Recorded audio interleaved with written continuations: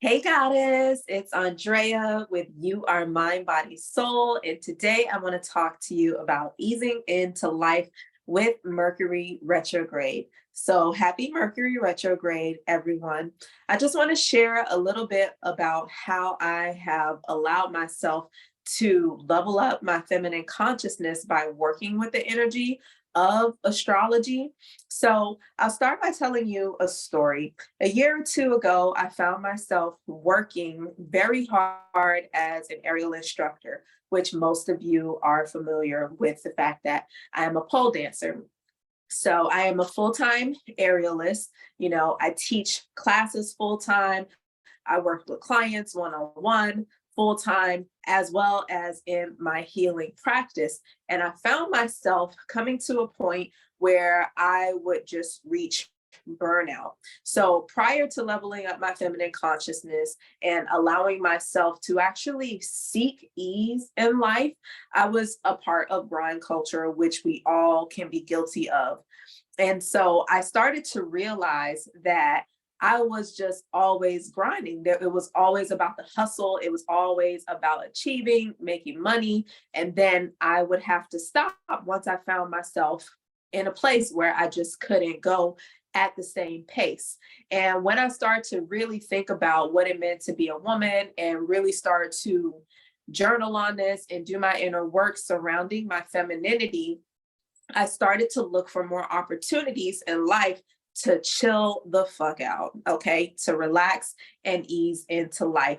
And one of the things that I started to recognize was that as a part of my goddess alchemy, which is one of the things that I coach on in my one-on-one sessions, and another thing that I talk about in my book, Exploring Your Divine Feminine Potential, my ebook, is your own personal goddess alchemy.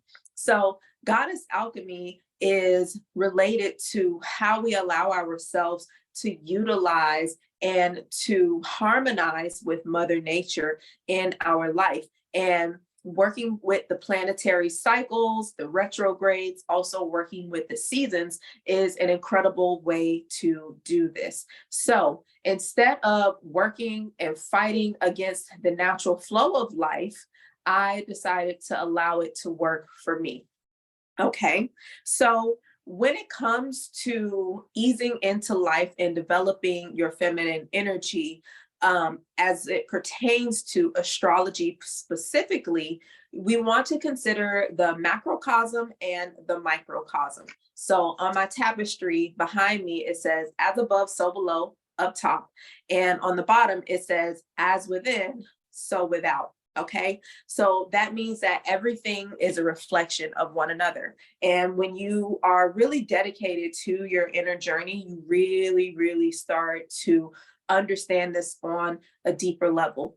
So when it comes to astrology, the planets, they actually have an effect on our bodies. They have an effect on our psychology and just the general flow in life. It cannot be missed that the fact that when Mercury retrograde comes around, once you bring your awareness to this, that you are realizing that life is a little bit different, right? So this is a prime example of the macrocosm affecting the microcosm. So the bigger picture affecting the smaller picture of our lives, right? So Mercury, the planet itself, specifically affects how we perceive the way that we are taking consideration in our reality. So how are we looking at our reality? How are we thinking about our reality based on how we shape it? Right. So it is our communication. It is the communication that we have internally. It's the communication that we have externally with our relationships. And it also has a great effect specifically on electronic communication, right? So a telltale sign that Mercury retrograde is in its shadow, which is right before it goes retrograde, is that things and electronic communication start to be affected. Just random things could happen. One example for me is I signed up for an online subscription to something and I pay them and everything, and I can't even log into my account, right? And so, I kind of almost know that these things are going to happen. So, allowing myself to ease into my feminine energy is knowing that I just allow grace and space for all of these things. Mercury, and these are my notes down here. Y'all know I love my notes. Mercury governs writing. So, how are you writing out your thoughts? How that translate your speech. A lot of times, like when it first started to come about, I couldn't even finish my words, finish my thoughts.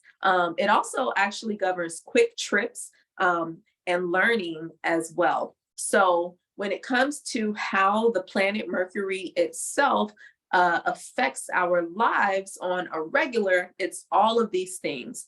Also, some other fun facts about Mercury retrograde is that it governs the sign of Virgo, which is an earth sign, which talks about grounding, organization. It talks about alchemy. Speaking of goddess alchemy, the sign of Virgo is the alchemist, right? And it also governs the sign of Gemini, which is a very mercurial sign. If you've ever met a Gemini, they are incredibly conversational people, and you are really going to be with someone that thinks outside of the box typically if you're having a conversation with a Gemini. So Mercury governs the signs of Virgo as well as Gemini. And the description of being mercurial is to be thoughtful in the way that you are thinking and the way that you are communicating. Okay, so just to keep those in mind.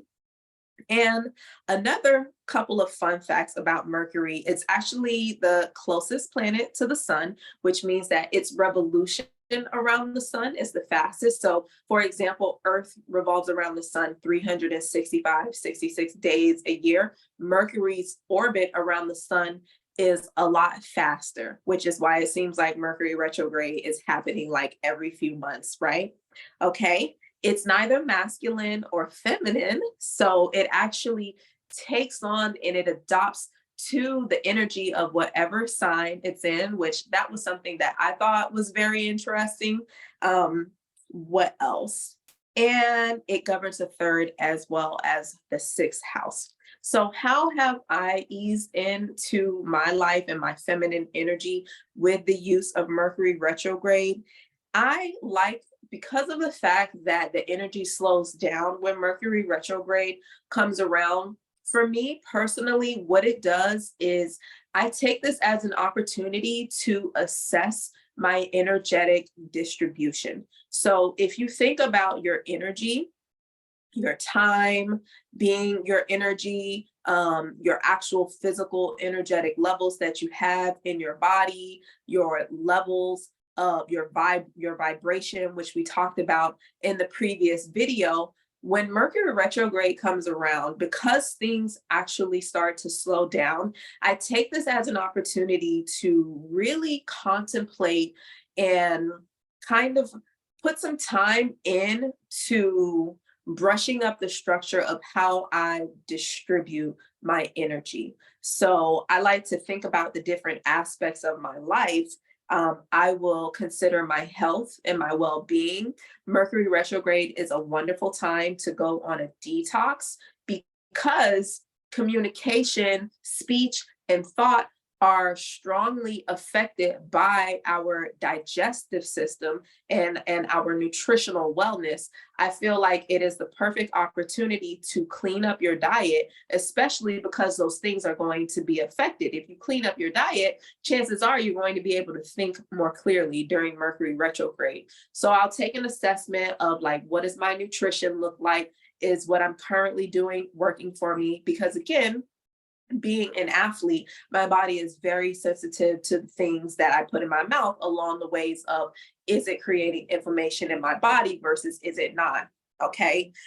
Taking time for your community, your greater community, and the people that you show up for versus taking time for yourself.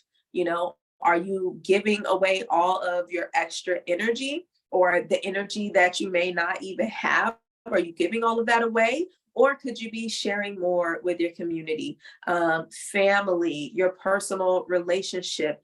It really causes us to reflect on that personal exchange of energy with ourselves and outside of ourselves. Okay. It's a great time to think about, am I allowing myself to be like distracted?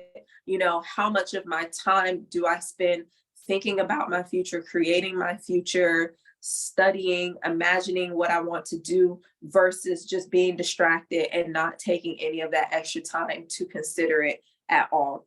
So these are just things that I really like to think about during Mercury retrograde. Okay.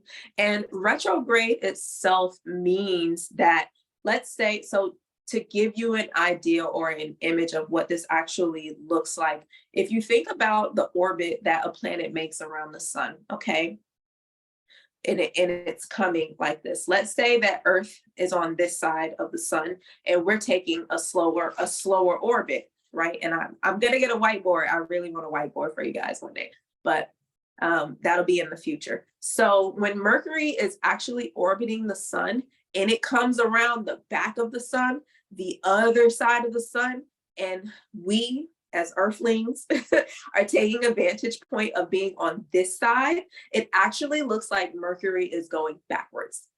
But it's simply just going along on its orbit and it's ahead of us because remember, it actually moves more quickly.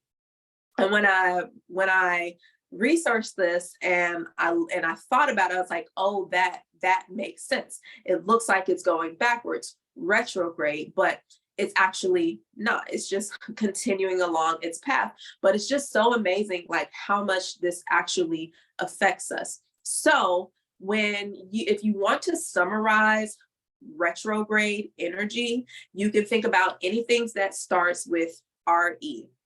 Okay. That is review, reflect, replenish, renew. What else do I have here? Repeat, return. And a big one is returning.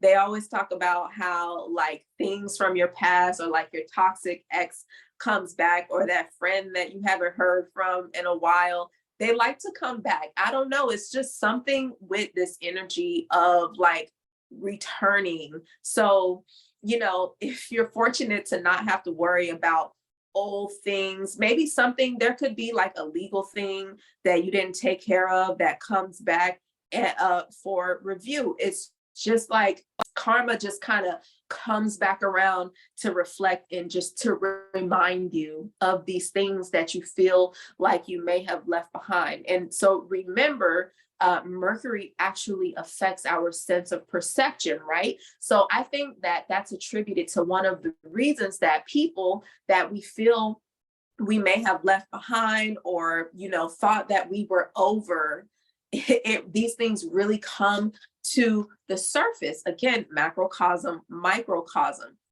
It could be something that seems far away and outside of you, but certain things, especially relationships that we haven't processed all the way, they always are affecting us on a certain subconscious level. So when Mercury retrogrades itself and our perceptions are actually shifting, we really start to think about those relationships and return to those relationships and those experiences that we had in life. And you get to look at things from a different lens of perception.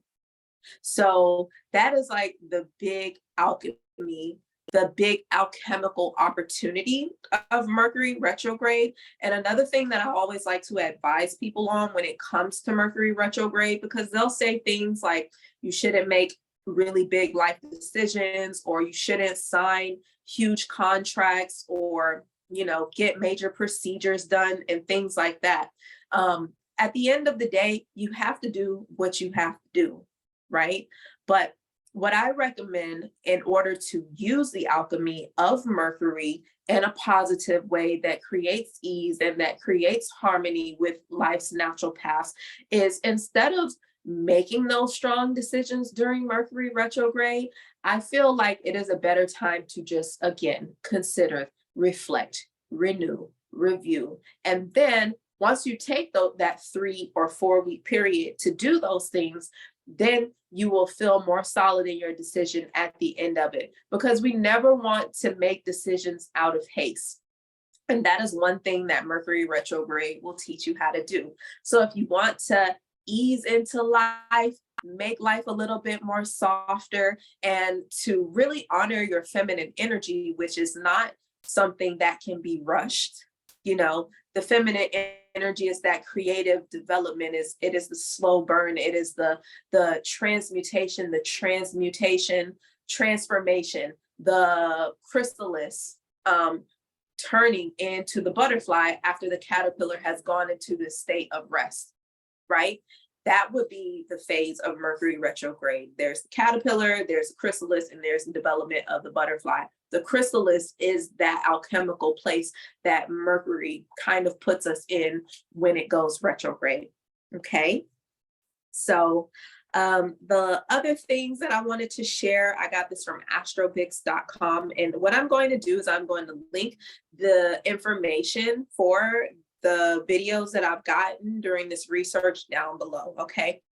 So a couple of interesting things about Mercury retrograde and the actual specific parts of the body that it governs would be the abdomen. So your digestive tract. And what do we do in our digestive tract? We process nutrients, right? So that could be likened to, again, how we're processing life. If you process nutrients in your stomach, the things that you process through your eyes and through your ears, it's going to affect that, right? Your stomach, your abdomen, your tongue, okay, communication, speech, talking, your lungs, your breath, your bowels. So the whole digestive tract, basically, your nerves, which is why people that, have sensitive nervous systems, or if you're not taking care of your nervous system, Mercury retrograde can make you feel like a lunatic, or it can make you really feel off balance where typically you would feel on point. And you'll notice that people, their personalities, they tend to change and tend to shift depending on their lifestyle. So, that's why it's just very good to be aware of these things and to have that consciousness about what is going on in the greater spectrum of our lives, just so that we can be aware and so that we can wake up and we can have a more fulfilling, more efficient experience in life. And then ultimately we want to play, we want to be able to find more joy and do all of these, higher level things that each of us deserves. Okay. So it affects the nervous systems, and it also affects the muscles, which I feel that actually makes sense intuitively. I find that during Mercury retrograde, sometimes I can find myself feeling a little bit more heavier, especially like during my workouts. So I really just personally take the time to take it easy. Like I said, chill out. If there is a opportunity for me to just make life a little less difficult, or to make it a little bit easier by preparing for things. A simple technique would be, I just get my schedule as far as clients and things. I fix my schedule before Mercury retrograde hits, so that's one thing that I don't have to worry about. Like, did I schedule this person? Did I do that? Do I have space for this? Do I have space for that? I just kind of fix my schedule prior to Mercury retrograde, so I don't even have to think about that. If there's a project that I'm working on, I don't make deadlines mid Mercury retrograde unless it was something that I was already prepared for. And I feel like, being aware of these transits, being aware of the way that the macrocosm affects the microcosm, and being really intimate with your own personal goddess alchemy is a form of self-compassion, and it is also a form of self-care. So I hope that you found this video useful and helpful. Please check out the links below to stay in contact and to be up to date on anything that I'm doing. Please check out my ebook, Exploring Your Divine Feminine Potential, a playbook for the awakening goddess, where I do some amazing journaling techniques and embodiment techniques for you to level up your feminine consciousness. And if you want a one-on-one session with me, I do offer a free introductory call so that you can get awakened and aligned in your divine feminine energy. One love.